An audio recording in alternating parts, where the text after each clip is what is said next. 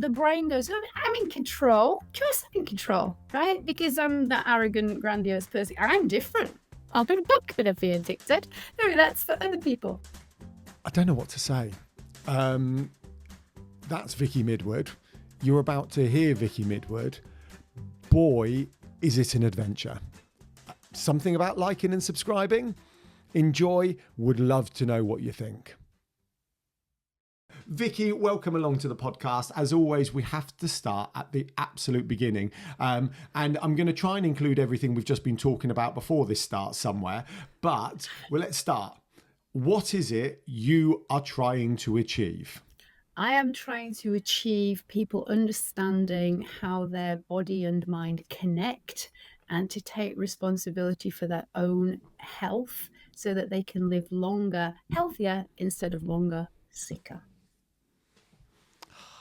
Why? Yeah, why? Why? Let's go. Okay, that's a big question. Yeah, Straight in. huge question. Purely and simply because I have seen too many lives been ruined by medication, by separating the body and the physical health from the mental health.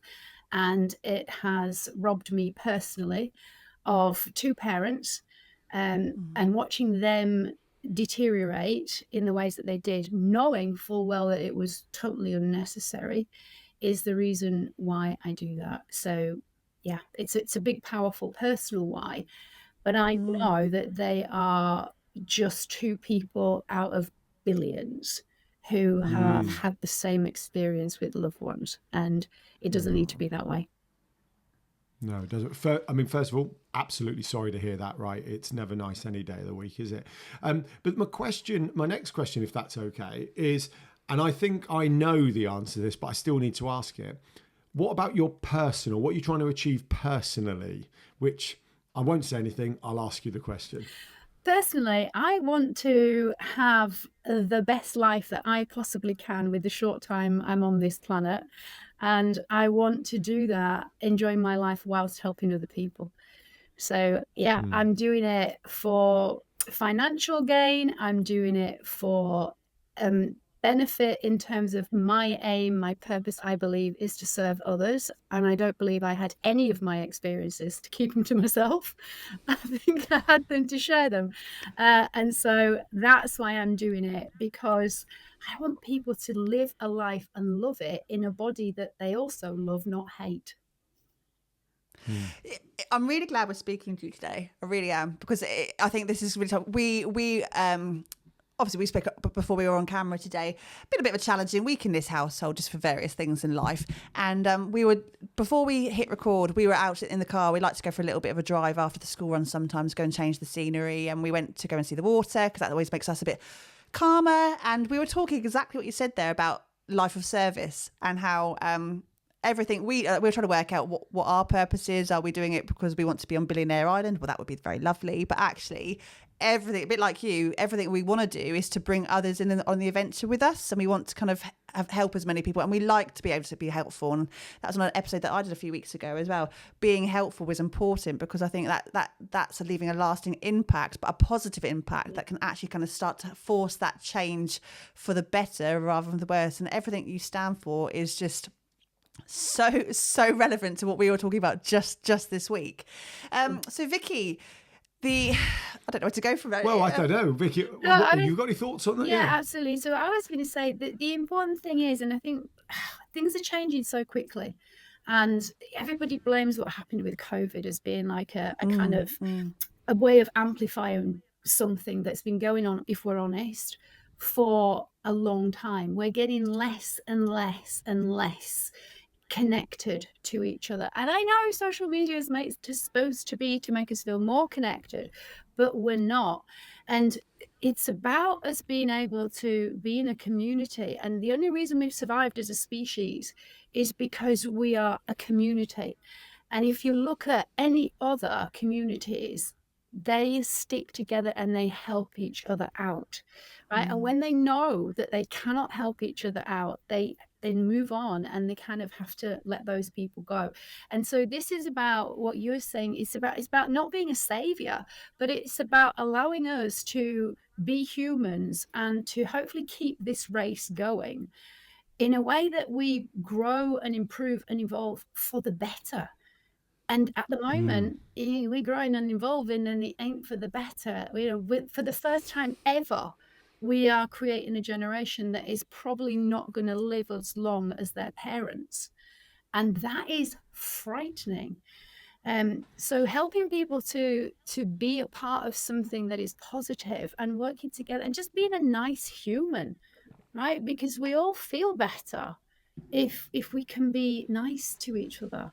And it's like, more of that, please. No, you're so true.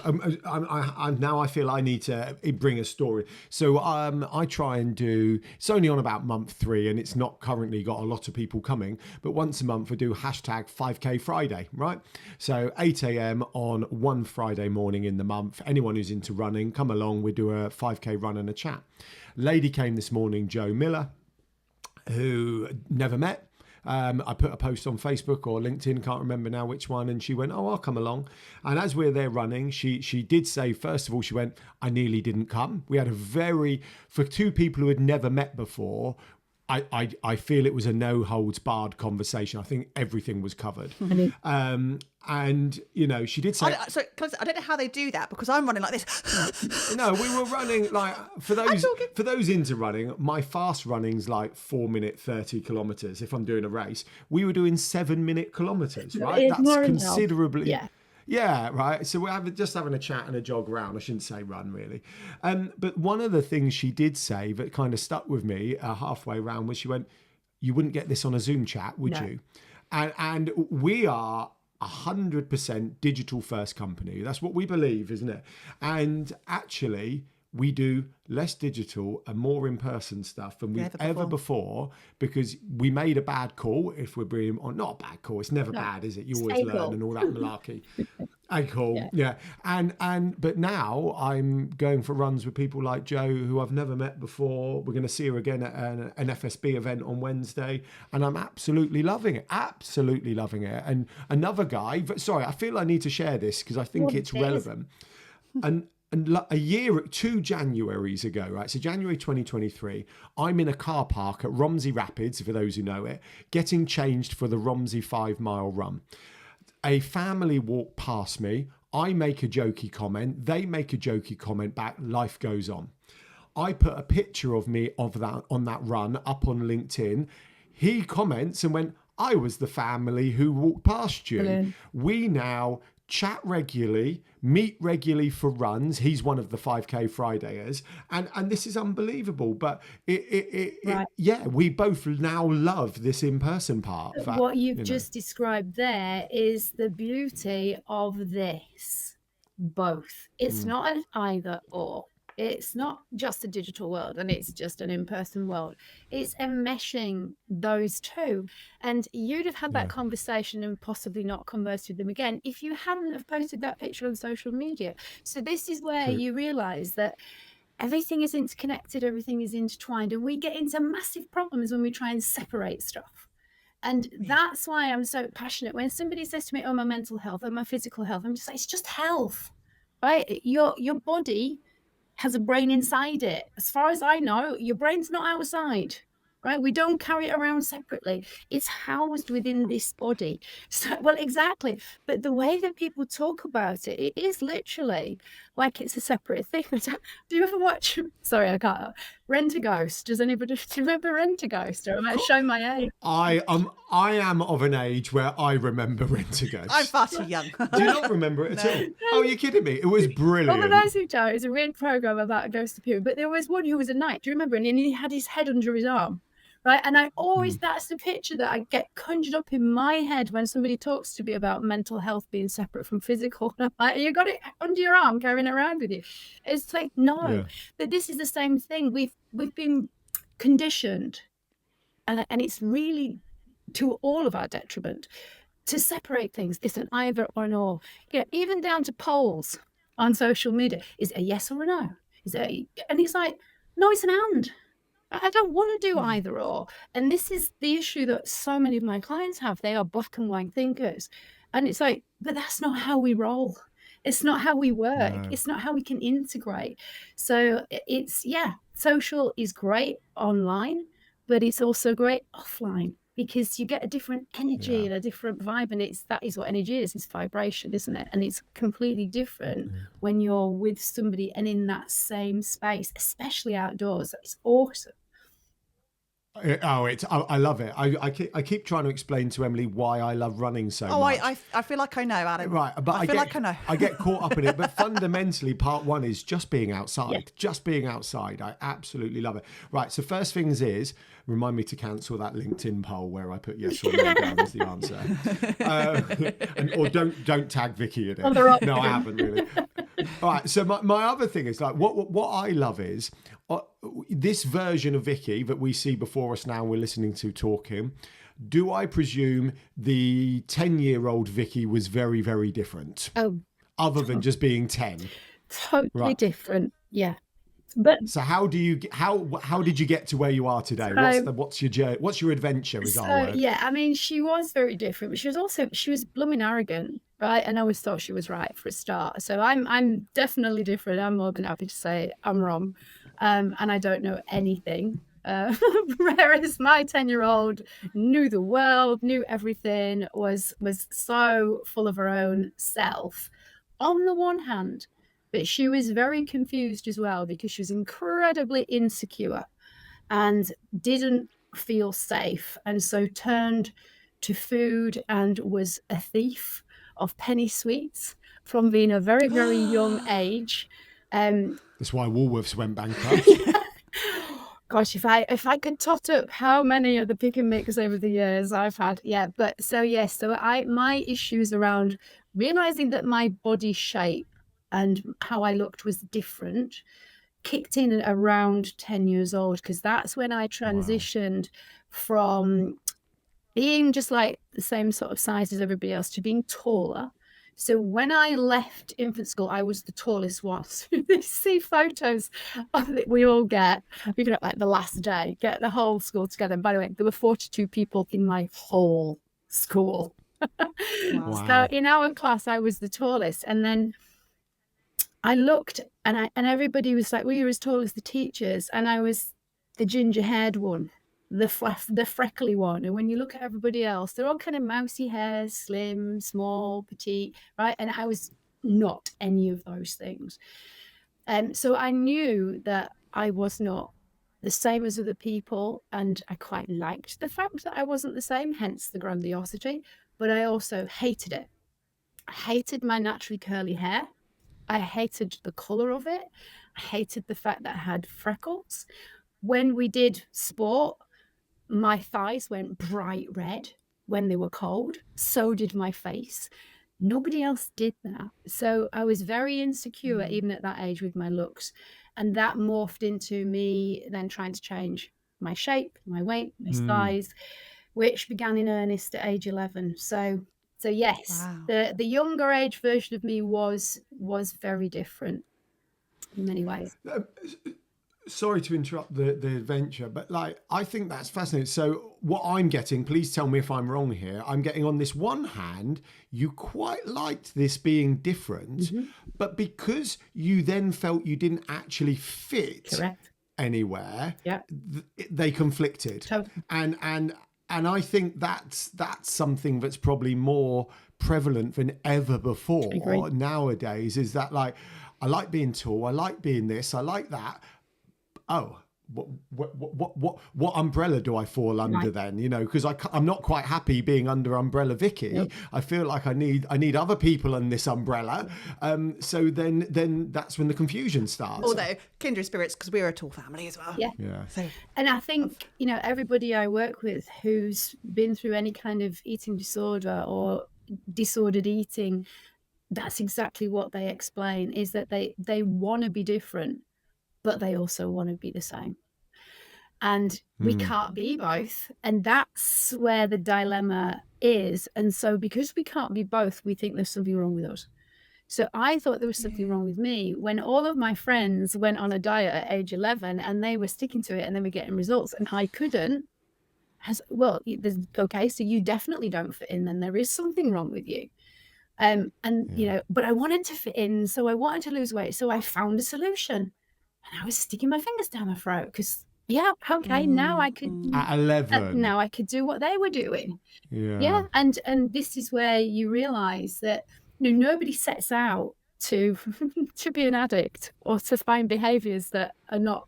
I'm going to become an addict today. Oh, do I? Goal Yeah. to-do Yeah, list. but you know what? It worked, and it wasn't easy. But I was like, okay, so literally can have my cake and eat it now, and so I did frequently, and this is where you start to fall into these repetitive habits, and the brain goes, "Oh, I'm in control.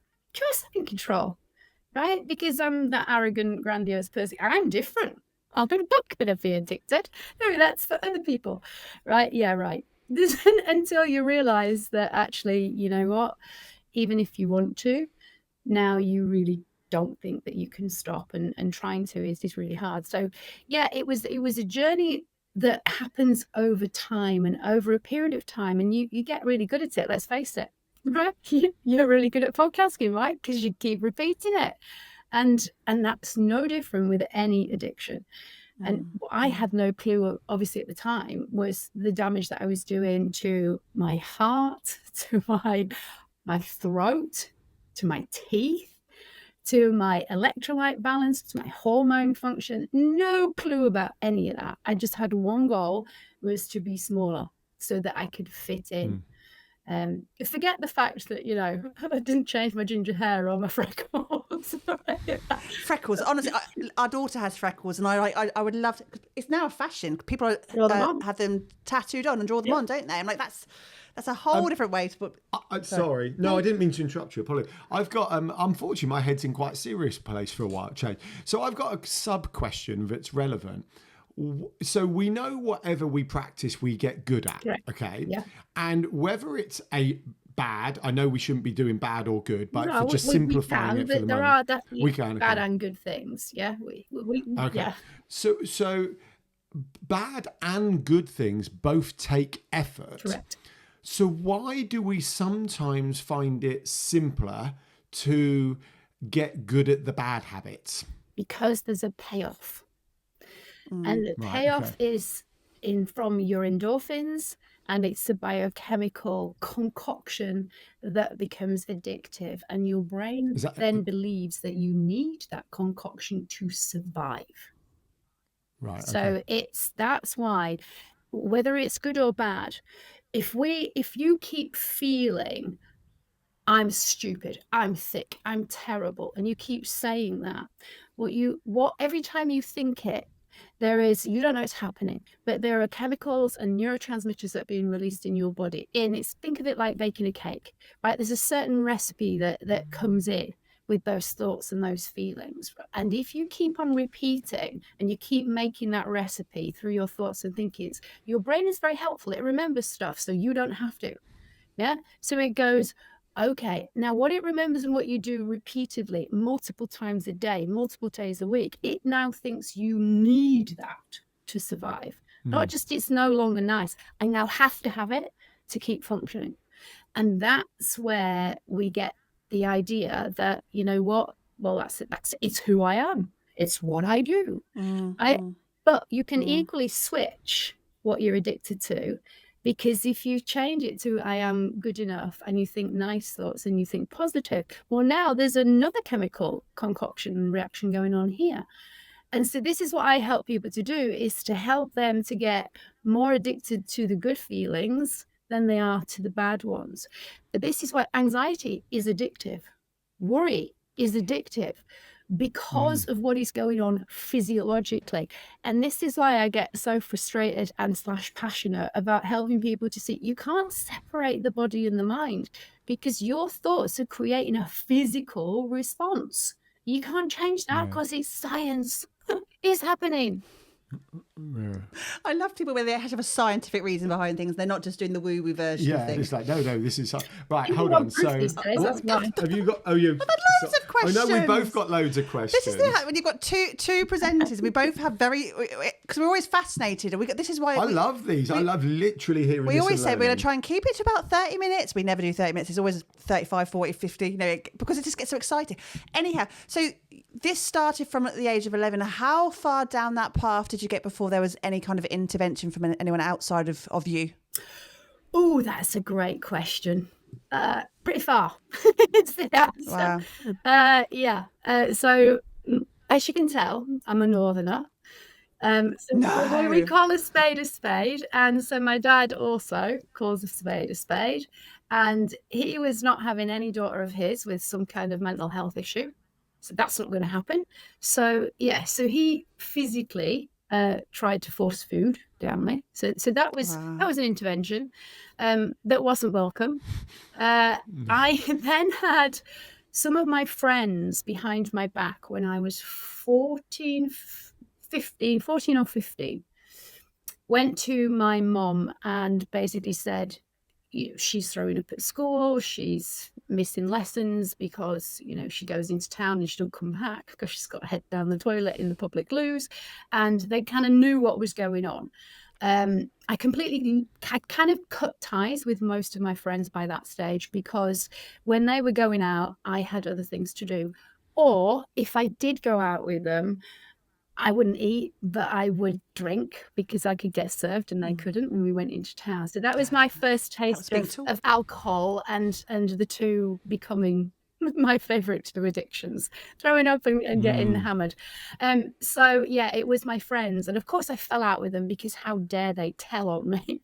But because of that, my mum felt obliged to go to the GP, and I went to a psychotherapist who recommended a brand new place in Leeds where the therapist had just discovered bulimia and how to treat it. And that apparently was what this thing that I was doing was called. I didn't even know it had a name, to be quite honest. And so my dad, because he needs to fix everybody, took me over to Leeds, and it was quite laughable.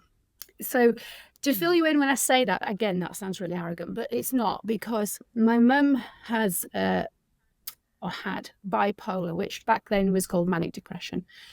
And I had been in a number of therapy situations with her. And she was sectioned when I was 12 in a horrific way, literally straitjacketed and ambulance in front of us, which is pretty horrible, but meant that I was frustrated already by the whole medical system by this point, and seeing how they spoke to my mum like she was an idiot and she didn't know what was going on. So me being me, as you do at 13, 14, I'm coming with you. And so I knew how therapists spoke, and I kind of knew also what the expectations were. So when I went to see this person and he was like, tell me about your childhood, I was like, oh, get it. Really? Is this where we're starting? So, yeah. And, basically I played along, played the game, said what they wanted me to say. They wanted to put me on antidepressants, of course. To which I took the prescription, I just threw it away. And that kind of was the first intervention, and it was pretty much a waste of time. But, I was seen to be doing what I was supposed to do, so that's what counted. And in the meantime, I was just kind of getting more and more addicted, because it's quite stressful. And what people don't realise is the actual, without being too graphic and giving people ideas, but throwing up in and of itself is addictive. So what I realized later on, after I came out of rehab, and I didn't know until I understood addiction more, was that I thought it was the food and wanting to eat that was the big addiction. But actually, no, the big addiction was the throwing up, because it's a release and it's a relief. And it's a little bit like cutting in self-harm. It's that kind of... And so when I was going through all of, being toing and froing to this guy, is it working? And of course, you've got to pretend that it is working. So now I'm not throwing up in the house. I'm now finding fields and walking next door's dog. It became, I had to be more secretive. I was a better liar. So yeah, I played the game. But yes, intervention stepped in at around about 14, 15.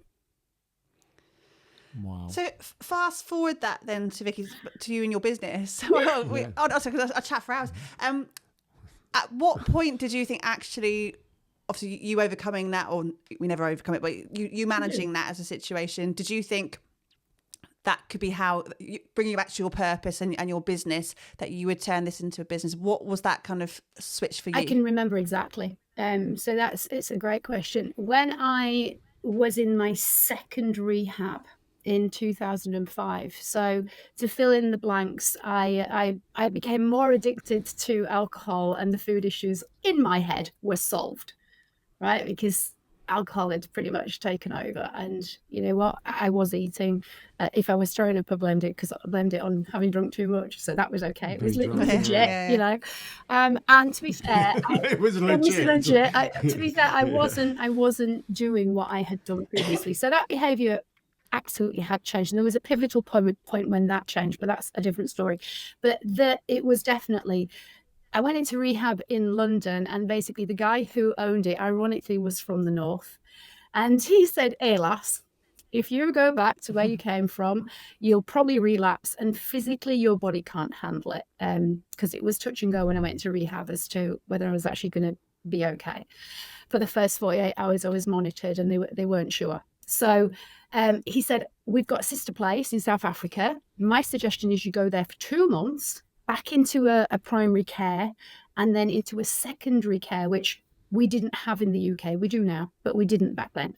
And so he suggested that I went, and a voice that wasn't mine was sat in this room with him, went, "Yeah, I'll go." Because my voice would have gone, "I can't possibly go. I've got a daughter. I've got to go home." Da, da, da. But something said, "Go." And that's the best thing I ever did, because the psychotherapist there helped me to truly understand addiction and the whole physiological connection. And I was just like, why the fudge didn't all the people who were trying to help me, and other people that I know with anorexia and bulimia and other alcoholic, why are they not saying this? Why do we not know this? Why doesn't everybody know this? So that was the pivotal moment when I was like, right, when I get back, I was in South Africa knowing, do I even want to be in the fitness industry still? Because I was a fitness instructor by that point. I was like, I don't really know what I want to do. And it was, yeah, I do. I need to learn how to help people so that I can tell them the truth, and so they don't have to be stuck for as long as I was. So yeah, that was pivotal. So South Africa 2005. South Africa, amazing. Not the exact date or time, but you know what? Come on, why not? Yeah. 5th of July, you know. I need to jump back into can I ask you a question about the addictions, please, if that's all right? Not specifically your addiction and being addicted, but about being addicted. Do you solve that addiction or replace it? And the reason I ask is I do a lot of the kind of I've talked about running in this podcast. No, actually, did everyone know Alan likes to run? But what you sometimes see, and I like to read books and watch videos on it and everything else, is people like, oh, I went from 20 years in a ditch as a drug addict to a top triathlete, Iron person, you know, can't say Iron Man anymore, you know, Iron person. And is it a case of replacing it, or, you know, and then my sub question is, what if you don't, and I believe this from what I understand, have a necessarily addictive behaviour? You know, are there people who have less addictive behaviours? So yeah, I just have a bit of a question around addiction as a whole, if that's okay. Yeah, no, and it's a question that everybody wants to know, because is there such a thing as an addictive personality? The answer is probably, right? I'm not going to say definitely, because when we look at personality types, can you see certain personality types? Are there such things as narcissistic personality types? Yes. But were people born like that, or was it created? So, chicken and egg, to be honest, right? There's elements of both. You can't say. So are some people more likely to be addicted to certain things? Yes. There is a genetic component. There is an upbringing component. There are so many factors involved, but yes is the answer. Look at people who smoke. Do you know anybody who is a social smoker? Don't anymore. Right, but if you did know people who were social smokers, they could go out, you're at the pub, whatever, they only smoke then, right? As opposed to their friend who smokes any time of the day, any day of the week, right? So why does one feel the need to do it all the time, and the other one is fine just doing it now and again? And that's pretty much the same. Now, does that person who smokes now and again do something else that could be classed as being addictive that the other person doesn't do? Quite possibly, yes. But here's what we've got to understand. we like to feel good. We like to feel safe. And if we're doing something that makes us feel good and safe and secure, our brain remembers it and it says, do it again. Now, if we've come from a background where feeling secure and safe was not something that we had very much of, is it likely that those people are going to be addictive personalities? Quite likely, yes. The first part that you said, swapping being a drinker for a triathlete, remember what I said about there's a chemical concoction that gets released. So there's always going to be endorphins that get released no matter what you do. And if it's an addiction to something that is not harmful, is it a bad thing? Well, in my book, no. Right? If it's an addiction to something that is harmful, not just to you, but your family, your business, your livelihood and your relationships, then I would class it as a bad addiction. So are there good addictions and bad addictions? In my book, I believe so. Right? Then the other thing that crops up a lot is everybody addicted to something? Quite likely, yes. Right? But because it feels good and it's not causing us any harm, we don't really think about it. The majority of people who you come across, I can guarantee you're addicted to their phones. If you took it away from them for a week, you can tell by the reaction, right? Some people would go, oh, thank God, please do take it away. Other people will be, oh, we can't do that. I can't live without my phone. And so this is where you realize we can potentially be addicted to anything. It's just, is it helpful or is it harmful? That's where I would go. So the harmful bit, and we unfortunately have to think about very slowly wrapping this up. But I've got more to ask. I've got more to ask. The harmful bit's the bit that's fascinating me actually about the addiction part.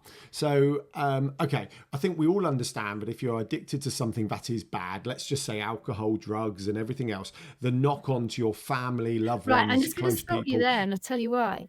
Because alcohol is not necessarily bad for everybody, and drugs are not necessarily bad for everybody. So this is where we've got to be careful, because we stereotype addictions and we stereotype the things that people are addicted to.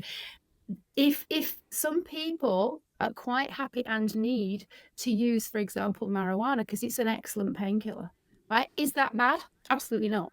So this is where we've got to be so careful with how we look at these things. Sorry, I interrupted, but I think it's important. No, you're fine. But I'm thinking you might actually be answering my question, which is why. So carry on. Yeah, and I think this is what we've got to do. So, is alcohol inherently bad? Full stop. Absolutely yes. Right, we're idiots if we drink. And I'm sorry about that. Yes. If you didn't want to hear it. No, you are right. It's poison. Simple as. Right, it does not. We used it because it anesthetizes people. It knocks you out. It affects your gut function. It affects your brain function. There is nothing good apart from its anesthetic qualities. And if you want to sterilize something, otherwise, alcohol has no reason to be in our body at all. We do not need it. When somebody says to me, "Oh, what's the safe limit?" No, there is not. What's the safe limit for arsenic? Is my answer. Right? It's a poison. Simple as. And people don't want to hear it because it's been marketed to you in a way that makes you believe it is joyful and you need it to relax and have fun and you're boring if you don't do it. And all of that is based upon bunkum and marketing so that lots of people can make lots of money. No, but then on the flip side, you've got. We were in a news agent the other day. We were. They opened the back with all the cigarettes because we don't see anyone smoke. You don't never see it anymore. Not around where we live, anyway. Also, £20 a packet of cigarettes. My goodness, I didn't know. Sorry, when did cigarettes become £20? I mean, how do people actually afford to have an addiction? That's a different question. But you look at all of the warnings on every single pack and all the pictures of like mutated lungs and all of that, and people still want to do it. So have you heard that? I believe so. I don't listen to the news, but I unfortunately do catch a bit periodically on the radio. Yeah. But I believe the government are about to ban smoking for anyone born after something. So, like, if you were born after 2009, I can't remember what figure they use, you are never allowed to buy cigarettes. Anyone before that, carry on. But here's the thing, though. What is happening? This is a brilliant example because what has jumped on the bandwagon of us finally twigging that cigarettes are not a good thing? What stepped in and people go, oh, it's fine. Vaping. No, it's not fine. Yeah, right? Ridiculous. So can you see that there is a market, and this is what I help people to see. You are being lied to, you are being hoodwinked, you are being sold to, right? Marketing is a psychology, and the big boys who are in cigarettes went into food. Funny that they use the same psychology and the same marketing. So we now have people who genuinely believe that vaping is okay and smoking is bad. No, you're still inhaling something into your lungs that should not be in there. Absolutely. It's not rocket science. It's just flipping obvious. But because the narrative is, oh, this is okay. Same thing when we've got low-fat foods and now it's vegan, so it's healthy. No, it isn't. It's still crap, basically. So this is where we've got to recognize you have to be educated. You do have to listen to the people who are not trying to sell you something, who are just going to tell you the facts, and don't give a monkeys if you're offended or if you don't like it. Because if you don't like what I'm saying to you, tough, right? Deal with it. Because, and this is how I speak to my clients, so they either know they're going to work with me or not. Because if you want to feel good, you've got to understand how your body works to some degree. You've got to understand what affects it and what doesn't. And we are all potentially going to be addicted to certain things. A lot of the time, what we think is helpful, and this is where the dilemma lies.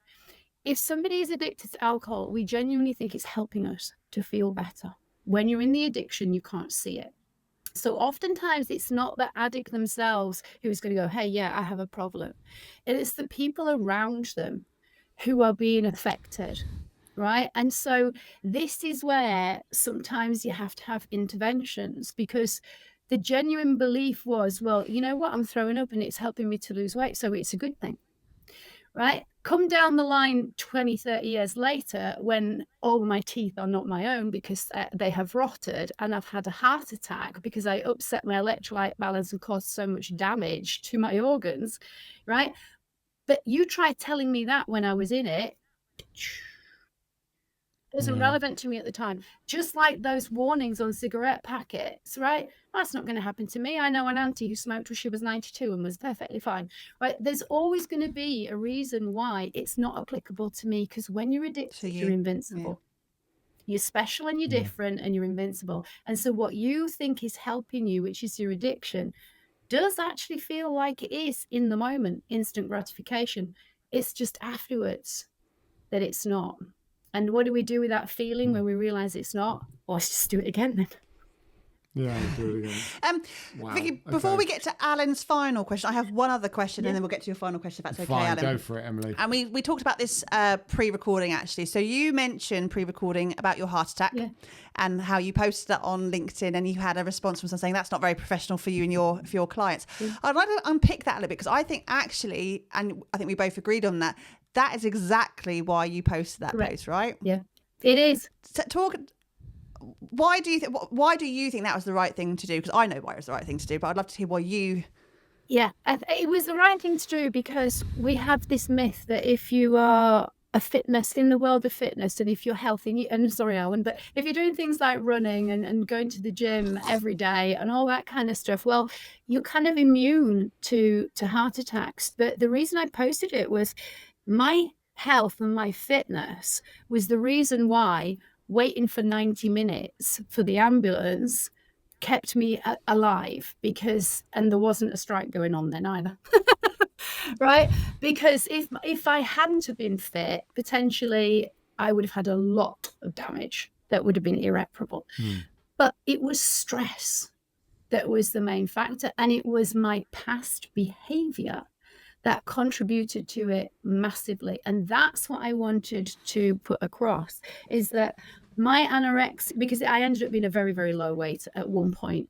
And so when your body is that low, it affects your heart function massively. So I have bradycardia anyway, posh word for saying a naturally very low heart rate, which we associate a low heart rate with being fit, right? But my heart rate was low because of the damage that I did with my eating disorder. Add on the fitness now, and so it is still low. But thankfully, because of that, it kept me alive. But it was stress. It was literally this, with one event on top of the other, that came together at the same time that tipped me over the edge. And that's why I posted it, because it was nothing to do with how fit I was or how healthy I was. It was to do with the stress load became too much.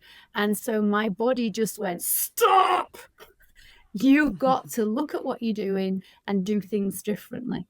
And that is exactly what I did. So that's why I posted it. Perfect answer. Actually, I agree on what you were just saying about fitness and heart attacks and everything else, because I've been in hospital a couple of times with heart-related stuff, not a heart attack, and both times in conversation, the fact that I'm fit and well in inverted commas has always kind of been a benefit. I will never forget the first time we were in hospital with the ambulance, and we got Alan to A&E, and he's laying and his heart rate was going up. It was like 220. 220 down. It was spiking lots, and there were 5 doctors at the end of this bed, and they were arguing, Mr. Braithwaite, are you okay? I'm like, yeah, I'm all right, thanks. I feel a bit, and it was simply because of his health. Yeah. And but he was very aware for when things were going wrong to ring the ambulance, and that's a very good skill to have. I mean, I'd like it to not happen full stop, but it did. But it was like these doctors were just looking completely bewildered. Like anyone else would be on the floor, literally in a pile, in absolute agony, in their opinion, or unconscious. But it was because you were so fit and healthy. You were going to say so fit and stopped yourself, didn't you? You are lovely. Anyway, Alan, last question. She stopped herself, Vicky. You know that. He's lovely. Absolutely, he is. And it's good. And here's what you've got to remember as well from your experience. It's happened to you. And it technically can happen to anybody. And we don't know when.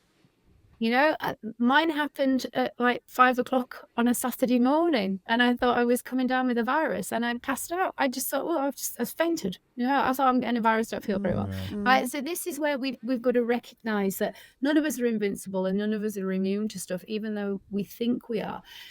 But we got to learn to recognise what you said. There's key is that awareness.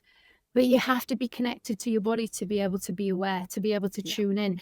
And we're not taught that. In fact, we're taught quite the opposite a lot of the time by parents. Oh, I've got a pain in my tummy. Oh, ignore it. It'll go away soon. Oh, no, your tummy's telling you something. I've got a headache. That could be us. Oh, take a pill. No, you've got a headache for a reason. Let's find out what your body is trying to tell you. And so one of the first things that I work on with anybody, it doesn't matter what we're doing, whether it's a personal training client and it comes to fitness, or whether it's with disordered eating or alcohol or anxiety or any addiction, we have to be aware. We have to be aware of what we're thinking and what we're feeling and what is our body telling us. And every part of our body is connected to emotions. And I have a fantastic tool that excites me even when I think about it, that connects what is going on in your life with every single part of your body.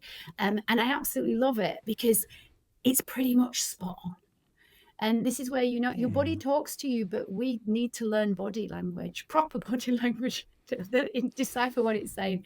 But it does come down to awareness, and that makes oodles of difference. Yes, it does. Right. We unfortunately, we have to end. I believe this could very, very swiftly be becoming our longest episode. No, it's not. Is it not? We had ABC on the podcast. We did have ABC on, didn't we? That was definitely long. Like I had to go through inner turmoil then of going, but I want to ask this. And I'm like, no. We'll have to do Vicky part 2. We've got a few. Yeah. We have a few for part 2 we might bring back, actually. Right, let's just do the final question. Yours is one of those lives where I feel this one's going to be, you know, what would you go back to your younger self and say if you had the opportunity to? It's going to be okay. Perfect. Yeah. Perfect ending. Right. In that case, let's just end it. Yeah, done, dusted. Oh my God! Don't be so brash. No. I'm like, I can't say anything. You can't say anything after Vicky said it's going to be okay. Do you know, you are one of you're one of life's heroes. You really are, because what you are doing in your professional life is so important. Really important. We have lots of us who strive to do. We all want to be in Barbados with our pina coladas. I talk about that all the time. But what you are doing has so much impact and purpose, and it is really admirable, Vicky. And you have had such a colourful life before this point right now, and you admit that, and you're using it for good, not evil. Well done. Thank you so much for being here today. You're ending it, not me. So. Yeah. Thank you so much for being here and joining us on Digital Circus Live. And thank you all for watching. See you next time. Bye. You're incredible, Vicky. Thank you, Vicky. Thank you. I so wanted to chip in there, but I realised time when you said pina coladas in Barbados, I'm like, yeah, I've done that. First husband. You should have done. No. I don't even I like might save that as a short much. on. I'm still recording. I might put that on at the end, actually. Do it. I will. I'm going to keep that on at the end, actually. Right, so this is like the second finish. Bye, everyone. Bye, everyone.